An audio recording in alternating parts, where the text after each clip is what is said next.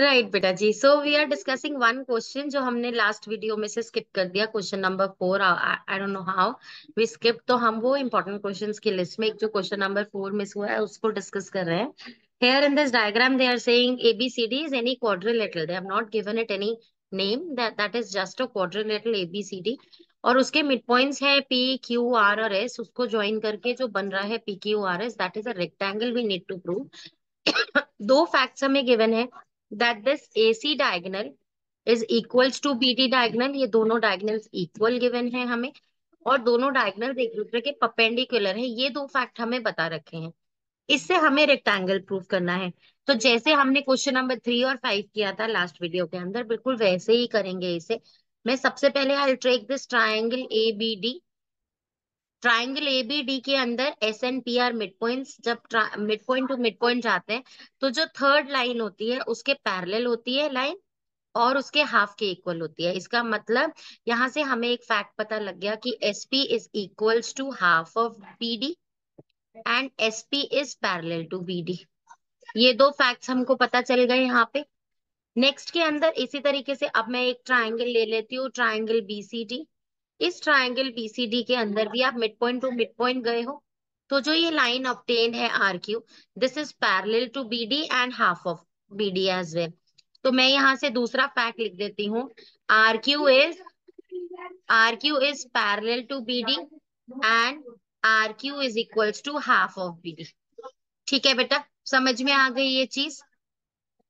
अब यहाँ पर ये जो दोनों फैक्ट्स हमें मिले हैं, ये इक्वेशन 1, ये equation 2, from equation 1 and 2 we get to know that PQRS is a rhombus, is a parallelogram. Sorry, ये PQRS क्या बन गया, एक हमारा पैरेललोग्राम बन गया। अब ये PQRS जब एक पैरेललोग्राम है, उस पैरेललोग्राम को रेक्टेंगल प्रूव करने के लिए आपको सिर्फ एक वर्टेक्स का जो एंगल है उसको 90 डिग्री प्रूव करना होता है। अगर आपको ये पता है ना कि पैरेललोग्राम रेक्टेंगल प्रूव होता कैसे है, तो उसको आपको बस सिंपली अप्लाई करना है। जैसे यहाँ पर आपको मालूम है कि पैरेललोग्राम से जो रेक्टेंगल है उसको बनाने के लिए आपको सिर्फ एक एंगल 90 डिग्री बोलना है।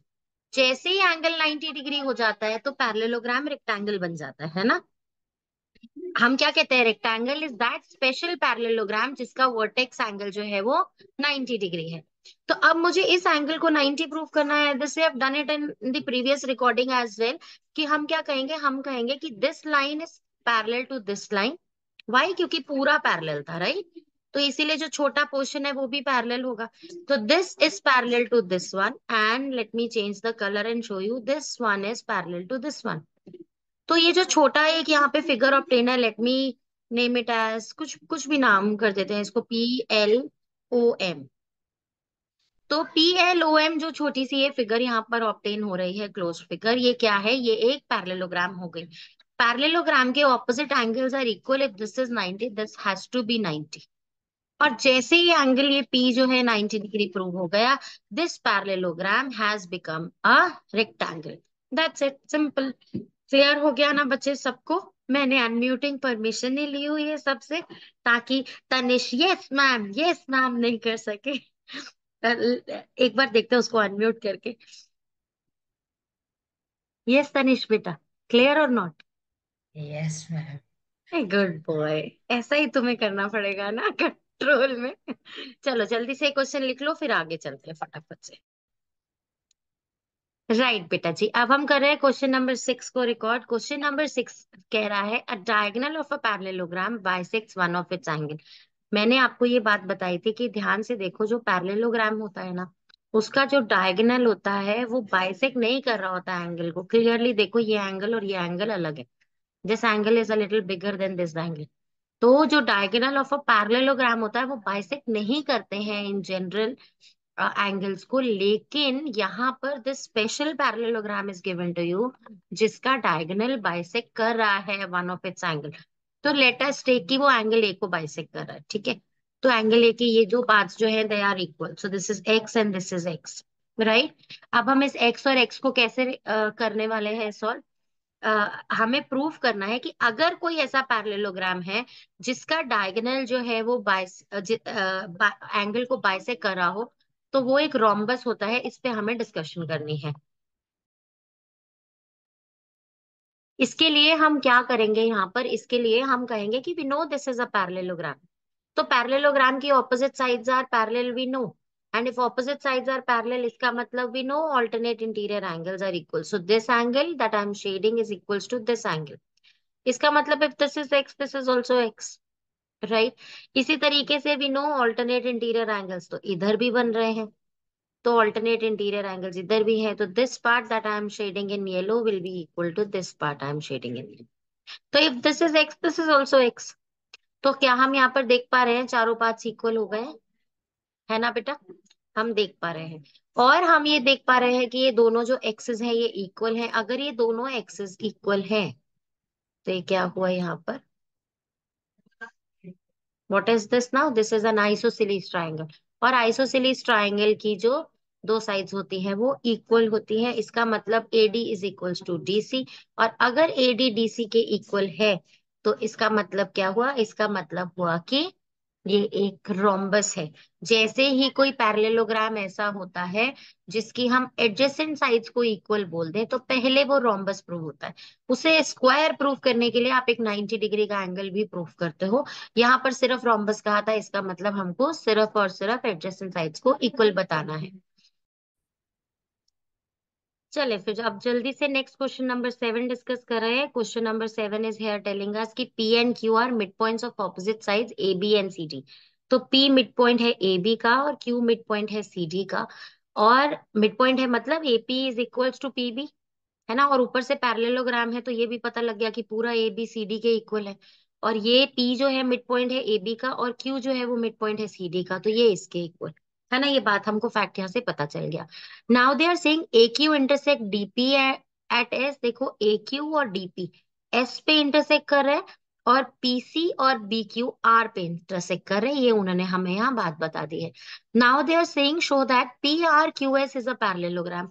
इस फोर साइडेड क्लोज फिगर को आपको एक पैरेललोग्राम प्रूफ करना है। इसको कैसे प्रूफ करेंगे पैरेललोग्राम, देखें बहुत इजी है। सबसे पहले हम क्या कह रहे हैं, हमें पता है ये पूरा ABCD इज अ पैरेललोग्राम, इसका मतलब ये वाली ऑपोजिट साइड्स जो है वो पैरेलल होंगी, है ना। क्योंकि पूरी पैरेलल है तो उनके पार्ट्स भी पैरेलल होंगे। अब PB जो है वो DQ के पैरेलल है। PB is parallel to DQ। और मैं कह रही हूँ पीबी ना DQ के इक्वल भी है। क्यों इक्वल है DQ के, क्योंकि that is half of equal things, no. AB और CD दोनों इक्वल है और PB और DQ हाफ है इक्वल साइड्स के AB और CD के, इसीलिए PB और DQ इक्वल भी हैं। अब इस बात से मुझे ये कंक्लूजन मिल गया कि PBQD कि पूरा जो है, ये पूरा the one that I am shading पूरा है, ये पूरा का पूरा एक पैरेललोग्राम है। अब जब ये हमारा एक PBQD जो है एक पैरेललोग्राम प्रूफ हो गया तो अब मैं दूसरी साइड चलती हूँ, मैं दूसरा फैक्ट ले रही हूँ यहाँ पे। दैट इज कि ये वाला जो पार्ट है AP, ये QC के पैरेलल होगा ऑफ कोर्स, क्योंकि पूरी AB लाइन पूरी DC लाइन के पैरेलल है तो उनके पार्ट्स भी पैरेलल होंगे। तो AP, अब मैं दूसरा फैक्ट लिख रही हूँ कि AP I know is parallel to QC and AP I know is equal to QC as well. Why? क्योंकि they are halves of AB and CD which are equal. तो इससे मुझे ये पता चला कि APCQ इज अ पैरेललोग्राम। तो ये रहा वो पैरेललोग्राम जो दिख रहा है आपको, है ना। अच्छा, अब मैं आपको पहले एक बार पहले फैक्ट पे दोबारा लेकर चलती हूँ जो मैंने येलो से हाईलाइट की है साइड्स। जब मुझे बेटा दिस इज अ पैरेललोग्राम, ये एक पैरेललोग्राम है PBQD, तो क्या मैं कह सकती हूँ कि पैरेललोग्राम की ऑपोजिट साइड्स, ये वाली साइड और ये वाली साइड भी पैरेलल होती है? तो मैं यहाँ से एक कंक्लूजन और लिख लेती हूँ, दैट इज मुझे क्या पता चला कि PD is parallel to, that is D, PD is parallel to BQ। ये बात मुझे पता चल गई कि ये yellow line that I have highlighted now is is parallel. इसी तरीके से जो मैंने ग्रीन आपको लाइंस हाईलाइट करके दिखाई हैं, कौन सी वाली, APCQ। APCQ जो एक पैरेललोग्राम है, अगर ये एक पैरेललोग्राम है तो ये वाली जो AQ है ये भी तो पैरेलल होगी PC के, होगी ना। तो फिर इसका मतलब मुझे यहां से ये बात पता चल गई कि AQ is parallel to PC। ये बात मुझे पता चल गई। अब मैं यहाँ पर एक चीज देख रही हूँ बेटा, ध्यान से सुनो और समझो।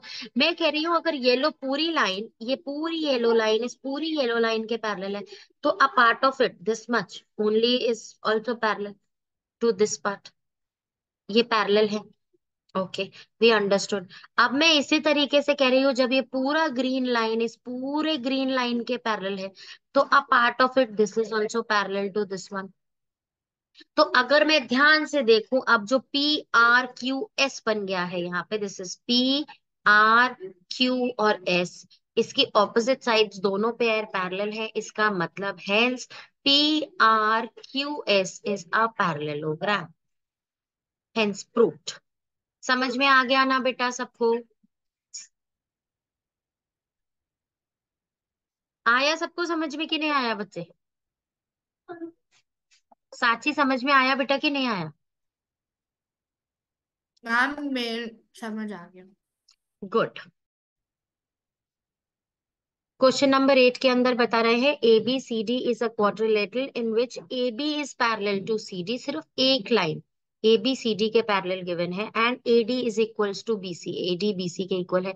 ये दोनों फैक्ट्स जब आपको क्वाड्रिलेटरल में मिल जाए तो दैट इज आइसोसेलेस ट्रेपेजॉइड, या फिर आइसोसेलेस ट्रेपेजियम भी आप उसको बुला सकते हो। तो आइसोसेलेस ट्रेपेजियम के अंदर जो एडजेसेंट एंगल्स हैं उनको इक्वल करने वाले जो क्वेश्चंस थे वो आप एनसीईआरटी में कर चुके हो, है ना, एग्जाम्पलर में भी पहले भी आए हैं। तो that's a very simple question, इसको सॉल्व करने के लिए दे आर आस्किंग यू ये ए बी के इक्वल और सी डी के इक्वल प्रूफ करना है। तो मैंने आपको क्या बताया था, यहाँ से दो परपेंडिकुलर्स ड्रॉप कर दो, दो 90 डिग्री के एंगल्स हो जाएंगे, राइट एंगल ट्राइंगल हो जाएंगे, और आप इन दोनों को कॉन्करेंट प्रूफ करोगे क्योंकि ए डी बी सी के इक्वल है, हाइट्स दोनों की इक्वल है क्योंकि लाइंस पैरेलल है। Let me name this L N M. और यहाँ पर क्या होगा, 90 डिग्री का एंगल। तो आर एच एस क्राइटेरिया से दोनों ट्राइंगल्स जो हैं वो कॉन्करेंट हो जाएंगे। जैसे ही दोनों ट्राइंगल्स कॉन्करेंट होंगे, वैसे ही by CPCT we can say this part of the angle is equals to this part of the angle. अगर आप दोनों में 90 डिग्रीज ऐड कर देते हो, तो you will get this complete angle A and complete angle B which becomes equal। और जैसे ही ये दो A और B इक्वल हो गए, है ना, A और B इक्वल हो गए, तो D और C कैसे इक्वल बोल रहे हैं हमें, हमें कहना है कि हमें मालूम है if line AB is parallel to DC, अगर AB DC के पैरेलल है तो को इंटीरियर एंगल्स आर सप्लीमेंट्री, है ना। मैं एग्जाम्पल से बताऊं, ये एक ऑब्ट्यूज एंगल है, अगर मान लेते हैं ये 100 डिग्रीज है, तो ये जो एंगल है, ये वाला जो एंगल है एंगल डी, ये क्या हो जाएगा, 80 डिग्रीज हो जाएगा क्योंकि को इंटीरियर एंगल सप्लीमेंट्री होते हैं। अब ये भी 100 है ना, क्योंकि इक्वल है, तो ये भी तो को इंटीरियर एंगल है इस साइड से, तो इसका मतलब ये भी 80 हो जाएगा। देखो बेस एंगल्स दोनों इक्वल हो गए। आप इसे बताएंगे कैसे, प्रूव कैसे करेंगे? आप कहेंगे angle A is equals to angle B, angle A plus D is supplementary, A and D is supplementary, and B and C is supplementary. इसका मतलब सो, बस so angle D is equals to angle C. अब angle D और सी दोनों equal हो गए, तो दोनों फैक्टर्स प्रूव हो गए equal, hence the question is proved. समझ में आ गया सबको? कोई प्रॉब्लम यहाँ तक? आज तनिष कुछ बोल नहीं रहा है। Yes Tanish, ma'am. अब मेरे को नहीं आया ma'am, I do not understand. Ma'am क्या समझ में नहीं आया बेटा? बोलो क्या समझ में नहीं आया, कहाँ तक समझ में मैम आया, क्योंकि साची बताओ। वो मैम मैंने उसको अलग किया, आई जस्ट वो, बट वो एक आया तरीका नहीं इन जैसे। क्वेश्चंस को करने का ऐसे था, ये वाला ना जो हमने पहले भी किया हुआ है, कि आप यहाँ पर ऐसे पैरेललोग्राम और यस ट्रायंगल में डिवाइड ऐसे करो। किया। This is a little complicated one, है तो सिंपल ही, लेकिन इससे थोड़ा सा ज्यादा कॉम्प्लिकेटेड है। वो आप इस एंगल को इस एंगल तक लाते लाते ना थोड़ा ज्यादा जोर लगता है बेटा। तो go with this one, this technique is better. क्योंकि यहाँ आप क्या करेंगे, यहाँ आप ये सीपीसीटी से ये पार्ट इस पार्ट के इक्वल बोलेंगे ना, जैसे ही बेटा ट्राइंगल्स को वो करके कॉन्करेंस करके, तो उन दोनों में तो 90 डिग्री ऐड ही करना है ना बस, तो ए और बी बिकम्स इक्वल। आई मैम सच्ची कैन बात समझ में कि एक्सप्लेन नहीं? दिस वाला also, this one, the complicated one. Ma'am because मेरे को वो अच्छी तरह से याद है, अच्छी तरह से याद है मैं, बट मैं लिख नहीं पा रही अभी उसको। ऐसा ही एग्जाम में भी फील करेगी बेटा, क्योंकि उन क्वेश्चंस में पता है कैसे है, ये इसके इक्वल है, ये इन दोनों का सम है, वो सब वो है। और ऐसे ही बार बार इस कॉन्सेप्ट को कितनी बार भी करो ना, एग्जाम में करने लगता है तो कहीं गड़बड़ जरूर हो जाती है। इसीलिए I am telling you this is a better approach, follow this. मैंने, मुझे याद है मैंने दोनों ही कराए हुए हैं आपको ये। लेकिन इसमें ना हर बार ऐसे ही होता है, स्टूडेंट्स मैक्सिमम कंफ्यूज हो जाते हैं, पता नहीं ये एंगल इसके इक्वल बोलना था, इसको इससे कैसे रिलेट करना था, यहाँ इसका क्या हुआ, ये और ये कैसे था, तो वो बहुत कॉम्प्लिकेशन हो जाती है ना। तो इसीलिए don't go with this, right बेटा। छोड़ दो, ओके अभी मैम। लास्ट मिनट रिवीजन है, इस अप्रोच को छोड़ ही दो, फॉलो दिस अप्रोच, ओके। चले अंडरस्टूड। अभी आगे नेक्स्ट क्वेश्चन करें बेटा, जा रही हूँ। Question number 9 is a very easy peasy lemon squeezy question, इसको जल्दी से खत्म करते हैं। They are saying A B is parallel to DE. तो पहले ए बी जो लाइन है वो डीई के पैरेलल गिवन है, and A B is equals to DE, और ए बी जो है वो डीई के इक्वल भी है। सबसे पहले इस फैक्ट को हम समराइज कर लेते हैं। तो अगर मुझे ये लाइन ए बी डीई के पैरेलल भी और इक्वल भी गिवन है, इसका मतलब हमें ये एक पैरेललोग्राम मिल गया। ये एक पैरेललोग्राम है ना। जब एक ही pair of opposite sides parallel भी हो जाए और इक्वल भी हो जाए तो हमें वहां एक पैरेललोग्राम मिलता है। तो this is one parallelogram that we have. अगर ये पैरेललोग्राम है बेटा, तो इसका मतलब पैरेललोग्राम की तो दूसरी पेयर ऑफ ऑपोजिट साइड्स भी पैरेलल और इक्वल होती है। इससे मुझे ये बात पता चल गई कि ए डी और बीई, कौन सी, ए डी और बीई, ये पैरेलल भी हो गई और इक्वल भी हो गई। अब मैं इसको यहाँ से छोड़ देती हूँ, मैं ये यहाँ से रेड लाइंस हटा देती हूँ। अब मैं इनका नेक्स्ट कॉन्सेप्ट देखती हूँ। तो नेक्स्ट कॉन्सेप्ट मुझे कह रहा है कि A C is parallel to D F and equal to D F. कौन सा है वो, देखिए ये रहा ए सी, ये डी एफ के पैरेलल भी है और इक्वल भी है। ये इक्वल भी है और पैरेलल भी है। अगर ये पैरेलल और इक्वल है तो अगेन आपको यहाँ पर एक, ये जो मैं ब्लू से शेड कर रही हूँ, ये एक पैरेललोग्राम मिल गया। और अगर ये एक पैरेललोग्राम है तो पैरेललोग्राम की दूसरी पेयर ऑफ ऑपोजिट साइड भी तो पैरेलल और इक्वल होनी चाहिए। इसका मतलब ये है कि मैं अब आपको यहाँ पर मार्क करके दिखाती हूँ कि ये वाली जो लाइन है और ये वाली लाइन, ये जो है पैरेलल और इक्वल हो गई। ध्यान दिया आपने कैसे हुआ ये, देखिए मैंने आपको ये दिखाया कि ये जो ब्लू से मैंने शेड किया, दिस इज वन पैरेललोग्राम। अगर ये एक पैरेललोग्राम है बेटा, तो यहाँ पर ये जो अब मैं लाइन ड्रॉ कर रही हूँ सी एफ, ये भी पैरेलल और इक्वल हो गई एडी के। तो अब मैं यहाँ पर लिख रही हूँ कि एडी जो है वो सी एफ के पैरेलल और इक्वल हो गई, और यहाँ से ये मैं हटा देती हूँ। ठीक है। तो अब हमें क्या यहाँ पे ये दिख रहा है, तीन चीजें, कि बीई भी एडी के पैरेलल और इक्वल, और सीएफ भी एडी और एडी के पैरेलल और इक्वल। तो आप सेम चीज के पैरेलल और इक्वल हो, इसका मतलब बीई जो है वो आपस में सीएफ के साथ भी पैरेलल और इक्वल है। अगर ये पैरेलल और इक्वल है बेटा, तो यहाँ पर बेस में भी मुझे एक पैरेललोग्राम मिल गया। और अगर ये पैरेललोग्राम मिल गया बेटा, तो फिर इसकी दूसरी साइड्स भी तो पैरेलल और इक्वल होंगी। तो BC is equals to EF and BC is parallel to EF, hence proved. तो आपको क्या करना है, इस क्वेश्चन के अंदर पहले फैक्ट से पहला पैरेललोग्राम प्रूव करते हुए टॉप एंड बॉटम साइड्स को पैरेलल और इक्वल बताना है। इसी तरीके से आपको फिर दूसरा पैरेललोग्राम, दूसरा फैक्ट निकालकर इस साइड को इस साइड के पैरेलल और इक्वल बताना है। दोनों को इक्वेशन से आपको ये बेस की दो लाइंस पैरेलल और इक्वल मिल जाएंगी, जिससे बेस में पैरेललोग्राम प्रूव हो जाएगा। तो ये वाली लाइन भी इस लाइन के पैरेलल और इक्वल हो जाएगी। तो hence proof question is over. तो अब हम क्वेश्चन नंबर 10 डिस्कस कर रहे हैं, जिसके अंदर ट्राइंगल एबीसी हमें गिवन है। D is the mid point of BC, इसीलिए एडी को मीडियन कहा गया है। ठीक है, एडी मीडियन है एबीसी का, and BE is produce to meet at F. यहाँ पे एसी को एफ पर मीट कर रहा है। You have to show that A F, this is A F, this A F is 1/3 of this complete AC, right बेटा।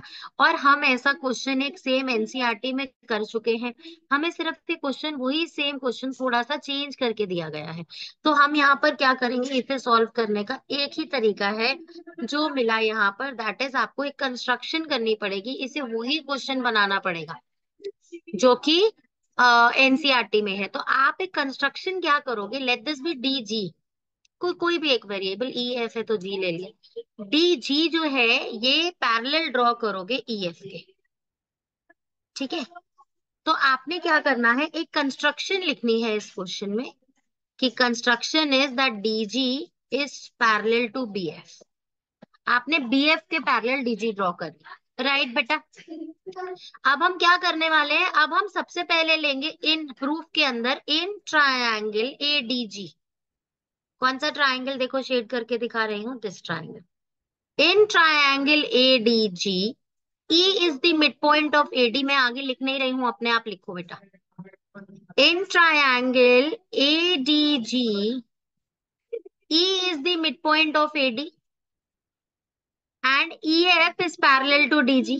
Parallel line given है, so F is the midpoint of AG as well।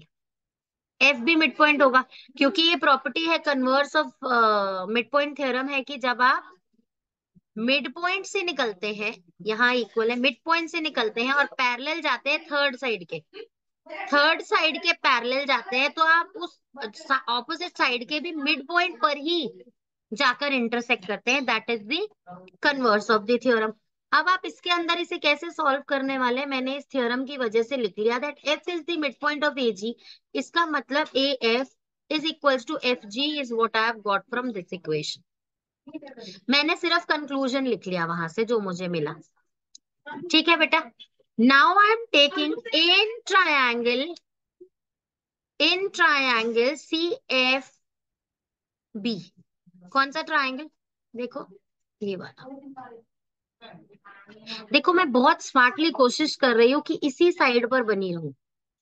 पहले triangle की choice भी ऐसी थी जब मैं इसी साइड पर बनी रही इन साइड्स के रिलेशन के लिए, और दूसरी ट्रायंगल की चॉइस भी ऐसी थी कि मैं इस साइड पर बनी रहूं, यहां पर कंक्लूजन ड्रॉ कर सकूं। समझ में आ रही है बेटा बात के नहीं आ रही? मैनिपुलेट कैसे करना है इस क्वेश्चन को। Now I have taken triangle C F B.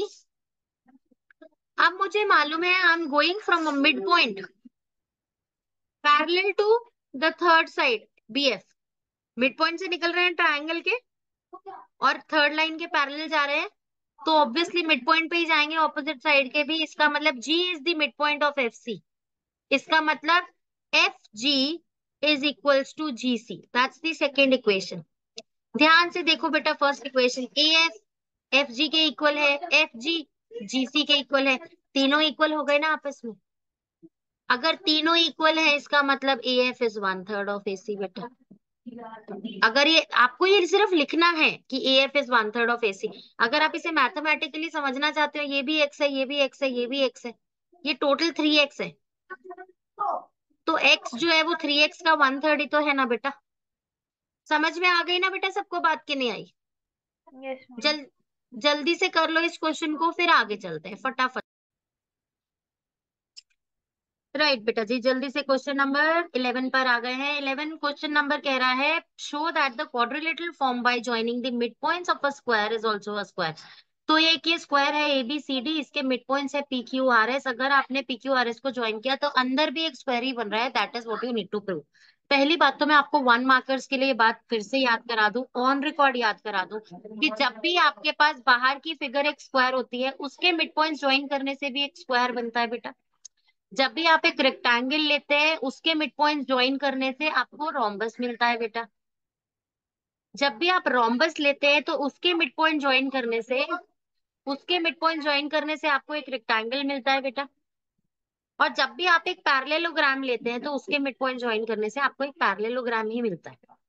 ठीक है बेटा, समझ में आ गई? ये 1 मार्कर्स के लिए याद रखना, स्क्वायर के अंदर स्क्वायर ही मिलेगा, रेक्टेंगल के अंदर रोम्बस, रोम्बस के अंदर रेक्टेंगल और पैरेललोग्राम के अंदर पैरेललोग्राम। ठीक है बच्चे, आ गई ये बात समझ में? अब हम यहाँ पे क्या करने वाले हैं, अब हम इस क्वेश्चन को प्रूव करने वाले हैं कि दिस इज अ स्क्वायर। कैसे करेंगे? स्क्वायर की सारी प्रॉपर्टीज हमें ABCD पर लगा सकते हैं ना। हमें पता है कि ऑल 4 साइड्स ABCD इक्वल है, हमको पता है चारों एंगल्स 90 डिग्री हैं, हमको पता है डायगोनल्स इक्वल हैं, हमको पता है डायगोनल्स बाइसेक्ट कर रहे हैं, हमको पता है डायगोनल्स परपेंडिकुलर है आपस में। ठीक है ना, हमको ये सारी प्रॉपर्टीज ABCD पर अप्लाई कर सकते हैं क्योंकि ABCD is a square given to us. ठीक है, तो अब हम यहाँ पर क्या करने वाले हैं, ABCD एक स्क्वायर है, उसका एक डायगोनल है BD। मैंने सबसे पहले कौन सा ट्राइंगल लिया? मैंने ट्राइंगल लिया ADB। ADB ADB ट्राइंगल दिख गया सबको? ADB ट्राइंगल लेने के बाद मैंने क्या देखा, मिड पॉइंट से मिड पॉइंट की तरफ मैं जा रही हूँ, तो क्या होगा, जो लाइन ऑब्टेन्ड होगी that will be parallel to the third line and half of it, right और नॉट? तो मैं ये फैक्ट यहाँ पर लिख लेती हूँ that PS is equals to half of BD and PS is parallel to, sorry, is parallel to BD। ठीक है बेटा, that is one fact that I have taken from here. अब मैं ट्राइंगल CDB की तरफ जा रही हूँ। ये जो ट्राइंगल CDB है, अब मैं ये ले रही हूँ। ट्राइंगल CDB में आप मिड पॉइंट से मिड पॉइंट की तरफ जा रहे हैं बेटा जी। तो mid point to mid point जब आप ट्राइंगल के ज्वाइन करते हैं तो line so obtained is parallel to the third side and half of it. वही पहले वाली प्रॉपर्टी मैंने यहाँ भी अप्लाई कर दी, तो यहाँ पर मैं लिख लेती हूँ कि RQ is equals to half of BD and RQ is parallel to BD। कोई प्रॉब्लम यहाँ पर? ये दूसरा फैक्ट हो गया यहाँ पर। अब इक्वेशन 1 और 2 से देखे, SP जो है वो हाफ है BD का और RQ भी जो है हाफ है BD का। सेम चीज के दोनों हाफ है तो ऑब्वियसली आपस में भी इक्वल होंगे। तो इसका मतलब मुझे यहाँ से ये फैक्ट पता लग गया कि SP is equals to RQ है और SP is parallel to RQ है। क्यों? क्योंकि SP DB के पैरेलल और DB जो है वो RQ के पैरेलल, तो आपस में दोनों छोटी साइड्स पैरेलल भी हो गई। तो ये मुझे पता लगते ही, जब मुझे ये पता लग गया, मैं यहाँ पर आपको हाईलाइट कर देती हूँ इसे, कि मुझे ये चीज समझ में आ गई that this SP is parallel to RQ and equal to RQ। तो क्या मुझे ये ऑपोजिट साइड का एक ही पेयर पैरेलल और इक्वल मिलने से, क्या मुझे ये जो फिगर सो ऑब्टेन्ड है ये एक पैरेललोग्राम मिल गया? मैंने आपको बताया था पैरेललोग्राम प्रूफ करने के लिए एक ही पेयर ऑफ साइड को पैरेलल और इक्वल दोनों भी प्रूफ कर सकते हैं। तो मैंने ये दो लाइन येलो लाइंस को पैरेलल और इक्वल प्रूफ किया, इसीलिए जो फिगर ऑब्टेन्ड थी वो एक पैरेललोग्राम प्रूफ हो गई। One step obtained. एक बात और याद करा दूं, मैंने ये बात आपको बताई थी बेटा कि किसी भी चीज को, किसी भी क्वाड्रिलेटरल को स्क्वायर प्रूफ करने के लिए पहले आप पैरेललोग्राम प्रूफ करते हैं, फिर आप उसको रोम्बस प्रूफ करते हैं और फिर आप उसको स्क्वायर प्रूफ करते हैं। ठीक है बेटा, स्क्वायर पे डायरेक्टली नहीं जा सकते। तो आप यहाँ पर क्या करेंगे, जब आपने एक पेयर ऑफ ऑपोजिट साइड्स को पैरेलल और इक्वल प्रूफ कर दिया, पैरेललोग्राम हो गया, है ना? अब एडजेसेंट साइड्स इक्वल प्रूफ कर दोगे तो रोम्बस हो जाएगा। रोम्बस के अंदर एक एंगल 90 डिग्री का प्रूफ करते ही स्क्वायर हो जाएगा। समझ में आया तरीका क्या होता है, मेथड क्या होता है, स्टेप बाय स्टेप कैसे पहुंचते हैं उस तक? तो अब मैं यहाँ पर वही स्टेप्स जो है वो फॉलो करने वाली हूँ। अब पैरेललोग्राम को मुझे रोम्बस प्रूफ करना है, मतलब मुझे कोई भी एक एडजेसेंट साइड का पेयर SR एंड RQ को इक्वल प्रूफ करना है। इन दोनों साइड्स को मुझे इक्वल प्रूफ करना है। इन दोनों साइड्स को इक्वल प्रूफ करने के लिए अगेन आई नो, तो मैं अब पहले ट्राइंगल ले रही हूँ, ट्राइंगल ADC। ट्राइंगल ADC ले रही हूँ। ट्राइंगल ADC के अंदर ये जो mid point to mid point गए, SR जो है वो AC के पैरेलल और हाफ के इक्वल हो गया, है ना? तो अब हम यहाँ पर क्या करेंगे, SR अगर AC के पैरेलल और उसके हाफ के इक्वल है, तो ये देखो AC, क्योंकि एक ABCD एक स्क्वायर है बेटा, ABCD एक स्क्वायर है ना, तो स्क्वायर की डायगोनल्स इक्वल होती हैं। इसका मतलब हमें ये बात मालूम है कि AC और DB जो है वो इक्वल हो गए। अगर AC और DB दोनों इक्वल है तो उनके जो हाफ, AC का हाफ SR और DB का हाफ RQ, दोनों इक्वल होंगे या नहीं होंगे? आ गई बात समझ में कि नहीं आ गई? है ना? आप ये बात लिखेंगे कि since we know ABCD is a square, तो AC and BD they are equal, diagonals दोनों इक्वल है। And now we know that SR is half of AC because of the mid point theorem, लिख देना bracket में, क्योंकि बहुत बार mid point theorem use कर चुके हैं। And RQ is half of BD again by midpoint theorem.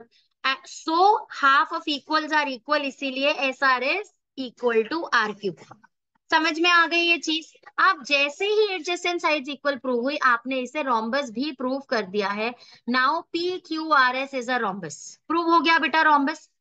अब हमें क्या करना है, इस रोम्बस का एक एंगल 90 डिग्री प्रूव करना है। कोई भी, ऊपर वाला, इधर वाला, इधर वाला, किधर वाला भी, एक एंगल 90 प्रूफ करना है। एक रोम्बस का एक भी एंगल 90 हो जाए तो सारे एंगल 90 हो जाते हैं, है ना, क्योंकि रोम्बस के ऑपोजिट एंगल्स 90 डिग्री होते इक्वल होते हैं। तो एक ये 90 हुआ तो ये भी 90 हो जाएगा। अब एडजेसेंट एंगल्स जो है सप्लीमेंट्री होते हैं, तो ये 90 तो ये भी 90 हो जाएगा। हो गया काम खत्म, है ना। तो अगर आपने एक भी एंगल 90 प्रूव कर दिया रोम्बस का तो वो स्क्वायर प्रूव हो जाता है। अब मैं इसे कैसे करने वाली हूँ, मैं यहाँ पर कई बार करा चुकी हूँ ये। PLOM, मैं हर बार इस फिगर का नाम रखती हूँ PLOM। ये जो फिगर है इसको मैं पहले एक पैरेललोग्राम बोलूंगी। कैसे? I know this yellow line is parallel to this, this white line is parallel to this white line. ये दोनों पैरेलल है। तो अगर ये पैरेलल है तो जो इनके ये छोटे वाले पार्ट्स हैं, कौन से, ये पार्ट इज पैरेलल टू ये पार्ट। ठीक है ना।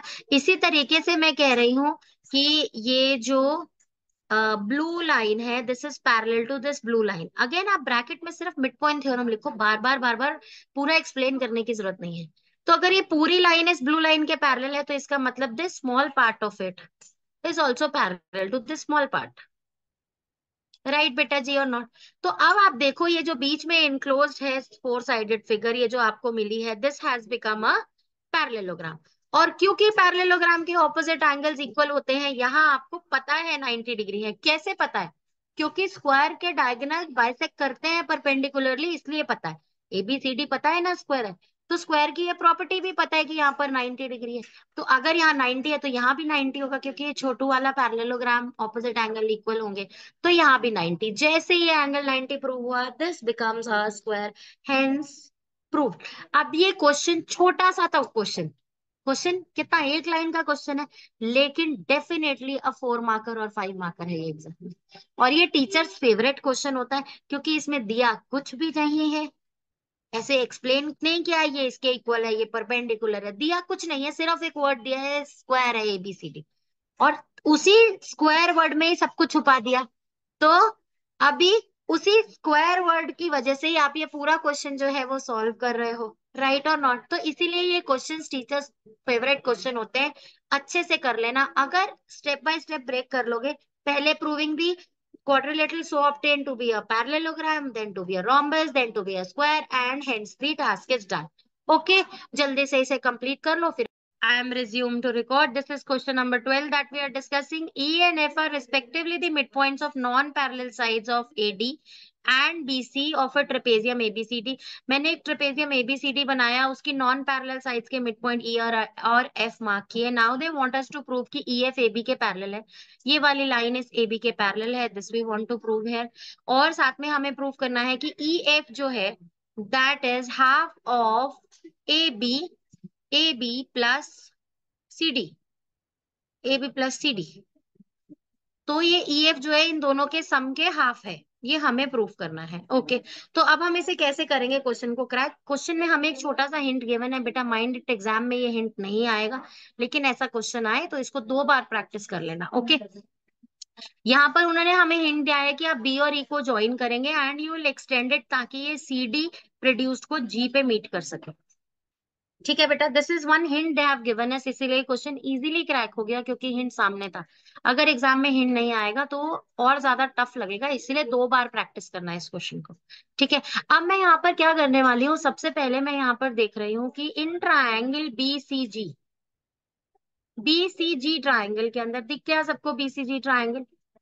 इन ट्रायंगल BCG आप mid point to mid point गए हो तो मिड पॉइंट थ्योरम को यूज किया है आपने, तो you will be parallel to the third side and half of it. इसका मतलब पहले तो इनिशियली पहले ही 2 लाइनों के अंदर ही आपने EF को CD या फिर CG के पैरेलल प्रूफ कर दिया, है ना। CG के पैरेलल भी प्रूफ कर दिया, या फिर मैं यहाँ CD भी लिख सकती हूँ, है ना।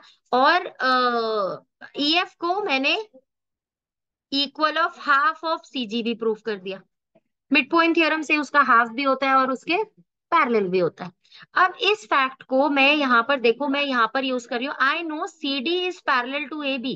क्वेश्चन में ही गिवन है बेटा, ABCD एक ट्रेपेजियम है जिसके अंदर नॉन पैरेलल साइड्स AD और BC हैं, तो बाकी दोनों साइड AB और CD तो वही हुई ना, पैरेलल ही हुई ना। तो इसका मतलब आपको गिवन है क्वेश्चन के अंदर कि CD जो है वो AB के पैरेलल है। Why? Because ABCD is a trapezium, है ना बच्चे? आई बात समझ में कि नहीं आई?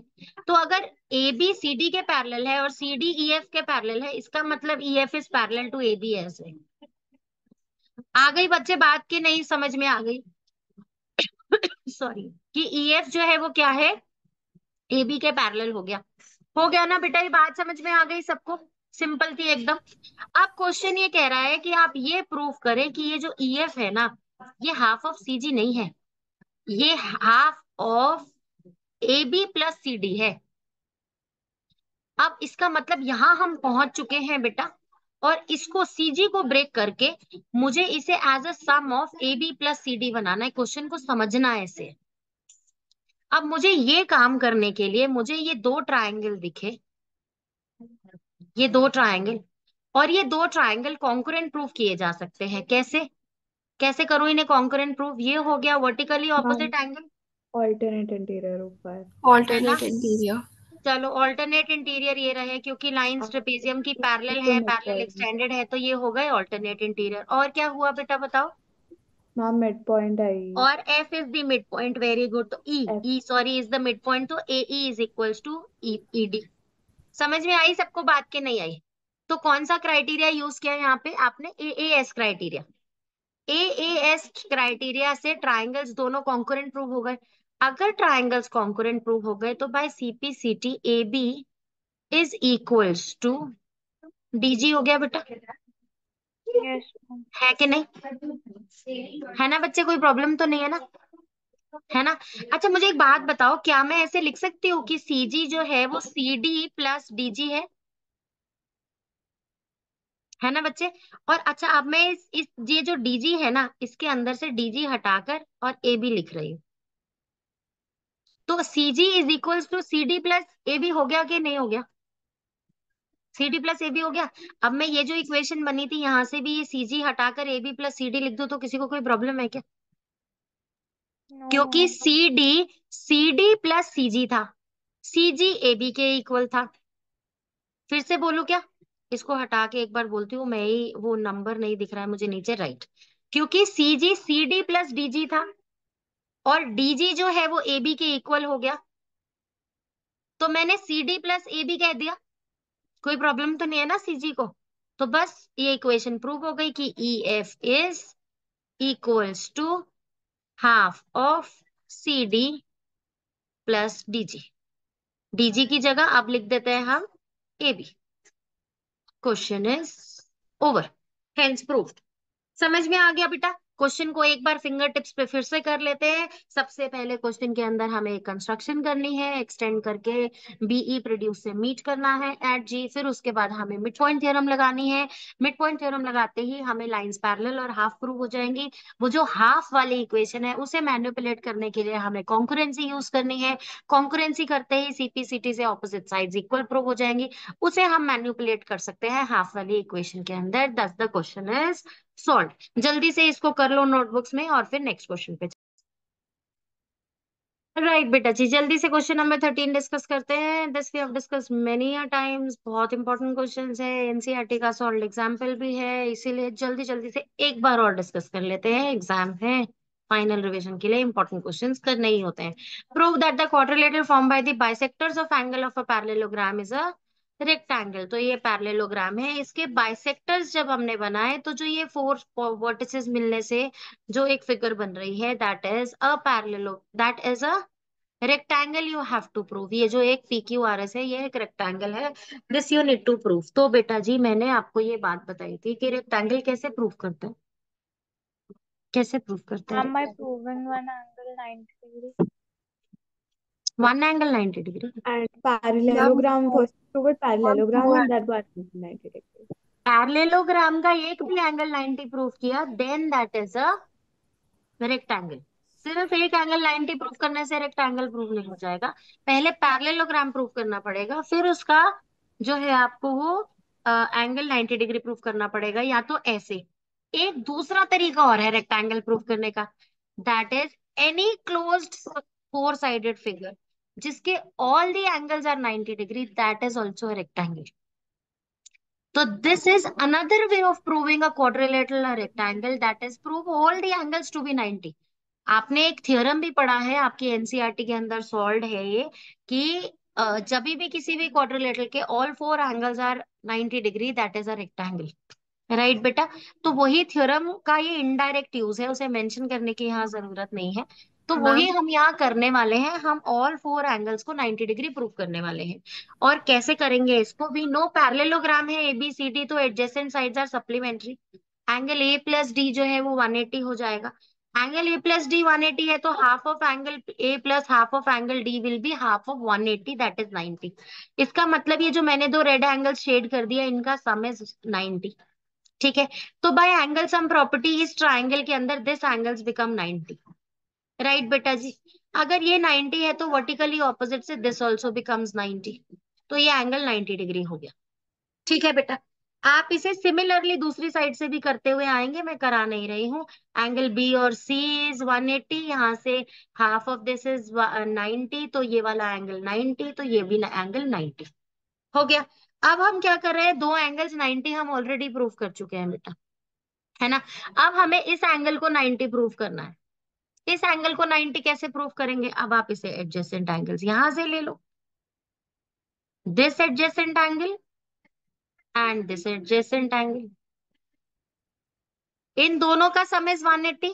इन दोनों का जो हाफ है, ये अंदर वाले पोर्शंस इन ट्राइंगल पीडीसी, जो ये हाफ है, ये क्या हो गया, ये this plus this is 90 again, तो ये एंगल सम प्रॉपर्टी से दिस इज 90। लिखकर बता दूं क्या कैसे करते हैं, angle D plus angle C is equals to 180 degree. तो हाफ कर दो पूरी इक्वेशन का, half of angle D plus half of angle C is equals to half of 180, that is 90 degree. तो इसका मतलब क्या हो गया बेटा, यहाँ पे हाफ ऑफ डी को मैं 1, इसको 2 और इसको 3 मान लेती हूँ। यहाँ पे यहाँ एंगल पी भी लिख सकती हूँ, इसको सिर्फ एंगल पी रहने देते हैं। चलो, तो अब हम यहाँ पे क्या कर रहे हैं, मैं हाफ ऑफ डी को एंगल 1 लिख रही हूँ, हाफ ऑफ सी को एंगल 2 लिख रही हूँ, इज इक्वल्स टू 90 डिग्री। तो 1 और 2 से 90 डिग्री आ गया। अब मैं ले रही हूँ in triangle P D C, in triangle P D C angle P plus angle 1 plus angle 2 is equals to 180 degree. अभी क्या हो जाएगा, यहाँ पे 1 प्लस 2 ऑलरेडी 90 है, ट्रांसपोज होकर उधर 90 हो जाएगा, तो angle P is equals to 90 degree. अब बेटा तीन एंगल्स ऑलरेडी हो चुके हैं, या तो आप सिमिलरली एंगल आर कर दो in triangle R A B, in triangle R A B similarly angle R is, या तो 90 कर दो। एक तरीका ये है, दूसरा तरीका ये है बेटा, अगर एक क्वाड्रिलेटरल के तीन एंगल 90 90 90 प्रूव हो चुके हैं, तो फोर्थ भी by angle sum property of a quadrilateral 90 ही होता है, चाहे वो लिख देना। तो all four angles, any four sided close figure all four angle 90 degree is a rectangle, hence proof. खत्म हो गया क्वेश्चन। अभी जल्दी से नेक्स्ट क्वेश्चन स्टार्ट कर। Question number 15, A B C D एक पैरेललोग्राम गिवन है, पी और क्यू ऐसे दो पॉइंट्स हैं ए डी और बी सी साइड्स के ऊपर, कि जब आप उन्हें ज्वाइन करो तो वो point of intersection of the diagonal से पास हो रहे हैं। इसका मतलब जहां पर डायगोनल इंटरसेक्ट करती है, जहां पर वो बाइसेक्ट करती है, दो बराबर पार्ट्स में टूट जाती है, वहीं से वो पास हो रहे हैं। तो आपको इस क्वेश्चन को करने के लिए सबसे स्मार्ट तरीका क्या लगाना है, जिन ट्राइंगल्स की साइड को क्वेश्चन को प्रूव क्या करना है, वो कह रहे हैं PQ भी बाइसेक्टेड है एटो। तो मतलब आपको ये जो दो ब्लैक पार्ट्स मैंने अलग अलग ड्रॉ करके दिखाए हैं, इन दोनों ब्लैक पार्ट्स को आपको इक्वल प्रूफ करना है। इन दोनों को इक्वल प्रूफ करने के लिए जो दो ट्राइंगल्स इन्वॉल्व हैं उन्हीं को ही कॉन्करेंट प्रूफ कर दो, जैसे ये दो ट्राइंगल्स हैं। ठीक है बेटा, तो कैसे करेंगे हम इसको, सबसे पहले हम कहेंगे, किस कलर से मार्क करके दिखाऊं, ग्रीन से। मैं सबसे पहले ये कह रही हूँ O A is equals to O C why, क्योंकि diagonals of the parallelogram bisect each other at O, है ना, तो फिर ये A O is equals to O C ही हुआ। उसके बाद मैं यहाँ पर कह रही हूँ this angle A is equals to this angle C, alternate interior angle. फिर मैं यहाँ पर ये वाला जो एंगल और ये वाला जो एंगल है, इन दोनों को इक्वल कह रही हूँ, vertically opposite angle. ASA criteria से दोनों ट्राइंगल जो है वो कॉन्करेंट प्रूव हो गए, कॉन्करेंट प्रूव हुए तो by CPCT PO is equals to OQ, hence proof, question is over. Right बेटा जी, last question for the day कह रहे हैं ABCD is a given rectangle to you. आपको बता दिया कि जो डायगोनल BD है that is bisecting angle B को दो इक्वल पार्ट्स में वो कट कर रहा है। So we need to prove that ABCD is a square. तो जो भी रेक्टेंगल की एडजेसेंट साइड्स आप इक्वल बोल देते हो बेटा, एडजेसेंट साइड्स को इक्वल प्रूव करते ही रेक्टेंगल स्क्वायर में चेंज हो जाता है, क्योंकि रेक्टेंगल और स्क्वायर में फर्क ही इतना सा है, ऑल फोर साइड्स इक्वल या फिर ऑपोजिट साइड्स इक्वल। तो जैसे ही आप इस रेक्टेंगल की एडजेसेंट साइड्स को इक्वल प्रूव कर दोगे वैसे ही एक स्क्वायर प्रूव हो जाएगा। अब आप इसके लिए क्या करोगे, you know this complete angle B is equals to this complete angle D। Rectangle के ऑपोजिट एंगल्स 90 ईच होते हैं ना, तो बोथ आर 90 ईच। अभी this BD is bisecting angle B means this is angle 45 and this is angle 45 degrees, दोनों 45 है। alternate interior angles, if this is 45 this is also 45 and if this is 45 this is also 45। बेटा ध्यान रखना, आप कहीं भी ये बात नहीं यूज करेंगे कि this BD is bisecting angle D as well, नहीं यूज करेंगे आप, उन्होंने नहीं दिया है वो, है ना। तो आप ऑल्टरनेट इंटीरियर एंगल से उन दोनों को 45 ईच बताएंगे। अब आप ध्यान से देखो बेटा, इन ट्रायंगल ADC ट्रायंगल के अंदर आपको दोनों एंगल 45 ईच के मिल गए हैं बेस एंगल। तो ऑब्वियसली आइसोसेलेस ट्रायंगल हो गया, DC is equals to BC हो गया, DC और BC इक्वल होते ही hence ABCD is a square. That's it. अभी सब लोग आज के लिए बाय बाय कह दो, है ना। तो दीदी की रिक्वेस्ट पे सबने कहा हम सब बाय बाय बोलेंगे, तो बाय। सबको बाय बाय कह दो और फिर हम मिलते हैं कल सुबह 10 o'clock।